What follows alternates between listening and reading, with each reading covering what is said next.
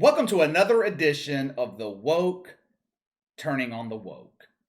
10 years ago, if you told me there would come a point where ESPN would be struggling this badly, where they would be shuffling talent on a yearly basis, where they could not keep a show on the air, I would have never believed you. I would not have believed you.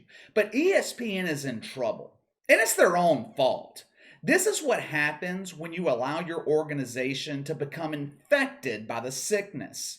Wokeness destroys everything it touches. How many times in the last 2 years have we seen the lineup shaken on ESPN radio? How many times? ESPN radio used to have a consistent lineup for years. It was the same lineup. Now, every year, it's shaken up because all the shows do so poorly in the ratings. How much talent has left ESPN over the last 2 years for one reason or another?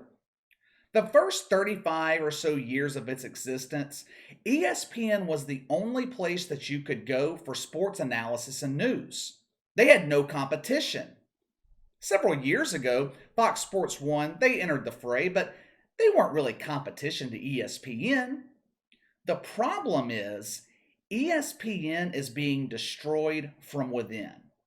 The network is being destroyed by the same types of people who are actively trying to destroy the country. What was once a great American institution has turned into a running joke. If you're white, there is no need in you trying to get on the air at ESPN. They don't allow white people on their airwaves anymore. Even if you're a woke white woman, just ask Rachel Nichols. Rachel Nichols has been the face of the NBA coverage on ESPN for years now. She's good at her job. She knows what she's talking about. She has contacts throughout the league because she's been covering the NBA for decades. Rachel Nichols and Stephen A. Smith are ESPN's greatest assets when it comes to NBA coverage. The problem is, Rachel Nichols is white. And every decision made by executives at ESPN boils down to one thing and one thing only: race. Rachel Nichols is the latest victim of white flight at ESPN. Though I shouldn't really call her a victim here. Rachel Nichols is learning a tough lesson. She's learning the same tough lesson Max Kellerman is learning, the same lesson Dan Le Batard learned. There is no loyalty in the woke agenda. If you don't belong to a protected class, you're expendable at ESPN. The truth is, Rachel Nichols, she never stood a chance at surviving once those tapes about Maria Taylor were released. You are not allowed to be a white person at ESPN, even if you're a white woman. You're not allowed to criticize a black person, especially a black woman. You look at the list of rules at ESPN, that rule is number one on the list. That leaked audio of Rachel Nichols talking about Maria Taylor was nothing. I mean, if you go listen to it, there was nothing wrong with what she said. Matter of fact, she was telling the truth. Rachel Nichols was contracted to host the NBA Finals. ESPN was giving the job to Maria Taylor because she was a black woman. That was it. That was her only qualification. Maria Taylor doesn't know anything about the NBA. This is the same woman who left Anthony Davis off the All-NBA team last year. She said she forgot about it. How do you forget about a superstar player for the Los Angeles Lakers, the NBA's biggest franchise? How do you forget him? How in the hell is Maria Taylor even voting for the All-NBA team in the first place? Well, KC, she played basketball growing up. That means she's qualified. Oh, really? So did I. That doesn't mean I'm qualified to be voting for NBA awards.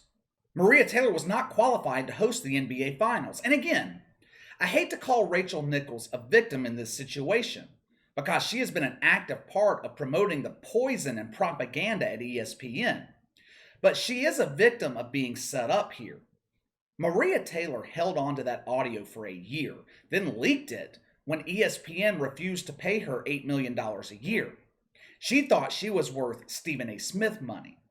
Stephen A. Smith earned that money. He built the following. He built the platform. Instead of Maria Taylor earning that money, she took the Megan Rapinoe and Sue Bird route. I'll turn myself into a victim, then they'll be forced to pay me. Just think about that entire situation and how messed up this is. Maria Taylor, she started this entire scandal, and the woke media took her side. They turned her into this victim. The evil white woman's holding her back. Rachel Nichols, the actual victim, was portrayed as the villain. She was recorded without her knowledge, and the recording was used to ruin her career, a career that she had worked for over 2 decades to build. Rachel Nichols loses her job at ESPN covering the NBA.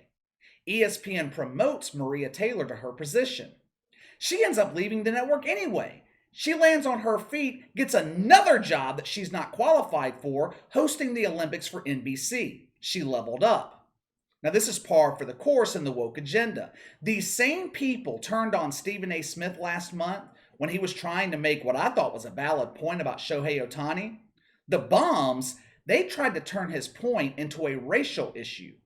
On the flip side of that coin, Jack Morris, he uses a bad Asian accent while he is actually complimenting Shohei Ohtani. Jack Morris loses his job because he's white. Stephen A. Smith, like Maria Taylor, levels up, gets to fulfill his lifelong dream hosting Jimmy Kimmel Live. He gets Max Kellerman thrown off of Woke Take so he can have the show all to himself. Now, I thought this agenda was all about equality. I thought this agenda was about diversity. ESPN is no longer about diversity. Rachel Nichols, she was right.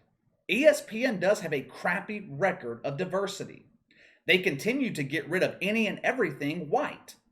Jalen Rose can call Kevin Love the token white guy on the Olympic team. Nothing happens. ESPN ignores it. Rachel Nichols unknowingly recorded telling the truth about Maria Taylor. She gets fired. I don't understand why these white wokers continue bowing to this agenda. There's no point in doing it. They're going to use you until you no longer have any value to the movement. Then you'll be discarded. For years, Rachel Nichols was a proponent for female empowerment, equal pay for women, diversity, equality. She followed all of ESPN's talking points. She was a leading voice in pushing for social justice. She makes one comment about Maria Taylor. Rachel Nichols is canceled. I don't feel sorry for her either. I really don't. This is the result you get when you align yourself with these types of people. It happens every time. The end result is always the same. The Max Kellermans, the Rachel Nichols, they continue sucking up to the wokers, begging to be invited into the cool kids club. And the end result's always the same. ESPN is dying a slow, painful death, and it's going to continue. Do you guys know the reason Fox News started back in the mid-90s? Do you know why? Rupert Murdoch saw the landscape of the American media, and he noticed that the broadcast networks, the cable news channels, they all had the same liberal viewpoints. He started Fox News to give the opposite viewpoint. It was the only network of its kind, and it exploded. Why did it explode? Because it was different. It was the only place you could go to get viewpoints opposite of the mainstream media. We have to accept the reality that sports have become politicized. It's just a fact. I don't think it's changing anytime soon. Now, with that being the case, if a sports network were to come along and it offered viewpoints opposite of the woke garbage that ESPN does, ESPN's dead. They will be dead. Their ratings for debate and opinion shows are already declining without any significant competition.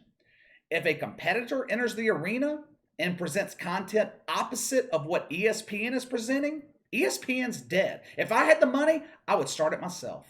But I don't. Anyway, let me know what you think about ESPN firing Rachel Nichols over the Maria Taylor scandal. Sound off in the comments below. Make sure to like and subscribe. Click the notification bell to receive all notifications from the channel. Best way to contact me is by email at btlkc84@gmail.com, KC_BTL84 on Twitter. I will see you guys tomorrow.